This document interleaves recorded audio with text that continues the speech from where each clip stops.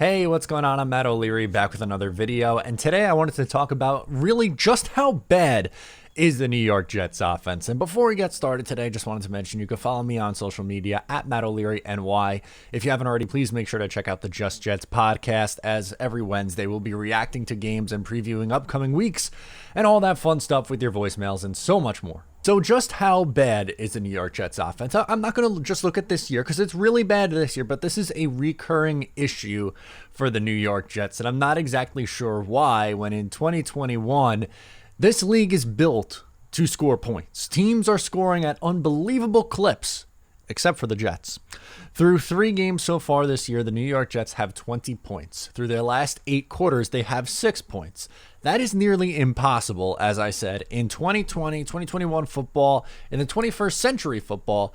It's nearly impossible to be that putrid offensively, but that's where they are. They're averaging 6.67 points per game in football, which is worse by a long shot, go figure, and league average is 23 points. So clearly a really big difference, and this is fresh off the heels of an abomination season where you went 2-14 and they averaged 15.2 points per game over that span. To put it in perspective, again, league average 24.8. So last year, they were nearly 10 points off of league average, and this year, they're 17 points off from league average? 16? The point remains the same. They are so far behind where the rest of the league is. I'm not asking, and no Jet fan is asking for the New York Jets to have a top 5 offense that year. That's completely unrealistic. But even just something resembling an NFL offense, I think was fair expectations, but apparently not. Here's some numbers for the New York Jets over their last 19 games, which is all of 2020 and the first 3 games of 2021. They've eclipsed 30 points 0 times. They've eclipsed 25 points just 4 times. 13 of those 19 times, they've scored under 20 points. Again, in 2020, the object of the game is to score. Defenses stink.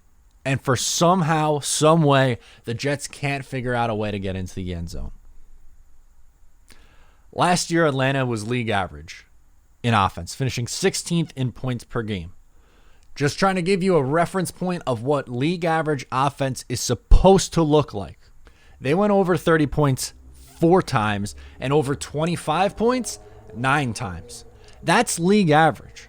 The Jets have gone over 25 just 4 times. I just don't. How is it possible?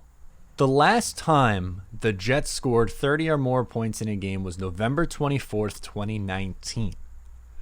A long time ago, coming up on 2 years. Since that point, you want to know what real offense is supposed to look like? The Kansas City Chiefs have had one of the best offenses in football, and I know that no one is saying, not even myself, is saying that the Jets have to be in this same category as the Kansas City Chiefs, but just to show you how far apart these two teams are, and like the Chiefs are playing football, and I don't even know what sport the Jets are playing. The Chiefs have gone over 30 points 17 times since the last time the Jets have done it. 17!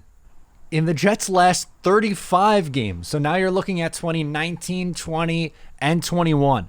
3 games over 30 points, over 25 points 7 times. You want to include 2018 too? Even a bigger sample size. 51 games, 7 games over 30 points, just 12 over 25. They haven't been close to an NFL offense in a really, really long time. Using the Chiefs again for reference, over that same span, they have gone over 25 points 46 times. The Jets have done it 12. They haven't had a 1,000-yard rusher or receiver in 6 years. In this millennium, they've had an 1,000-yard receiver just 6 times. 2 of them came in the same season in 2015.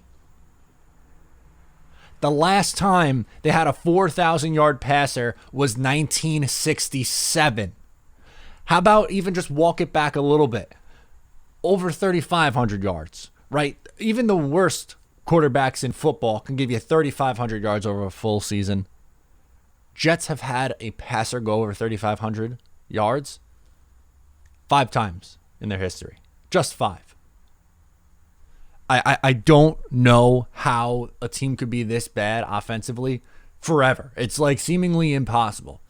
And Zach Wilson isn't to blame for all the years gone by of past issues.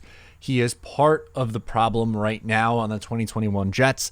Not the biggest problem, but he is a part of the problem. He's a rookie quarterback. Guess what? They are going to struggle. There are going to be ups and downs. Right now, he is getting killed. He has 1.7 seconds to throw. His offensive coordinator, Mike LaFleur, has been terrible through 3 games. I don't understand what he's trying to do. Why aren't you trying to get easy completions for Zach Wilson, get the ball out of his hand quick, 3-step drop, bang, a little screen pass, get it to Michael Carter in the flat, something? No. It's been impossible. And then the weapons around him. Yesterday, perfect example. Corey Davis, 3 drops. I think 5 drops on the entire game.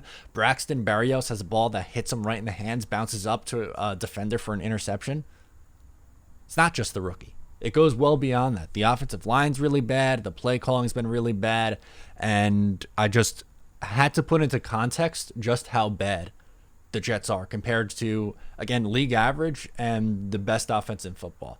So, sure, maybe my numbers seem so vastly apart because I use the best team in football in the Kansas City Chiefs and the New York Jets, who have been one of the worst teams in football since the start of 2017. They're tied with the New York Giants for the worst record in the NFL over that span. Gotta love New York football, right?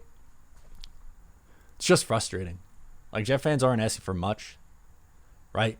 Everyone knew that this season was going to be a building block year, but no one anticipated it to be this bad, right? Through 3 games, they have given you nothing to watch. 14 points in the second half of week 1. They played half a football game in 3 games so far. Week 2, quarterback didn't show up. Rookie quarterback, that's going to happen. Yesterday, against the Denver Broncos, nobody got off the bus, seemingly, especially the offensive coordinator and the wide receivers. How many goddamn drops are you going to have in one game? In a huge spot, too.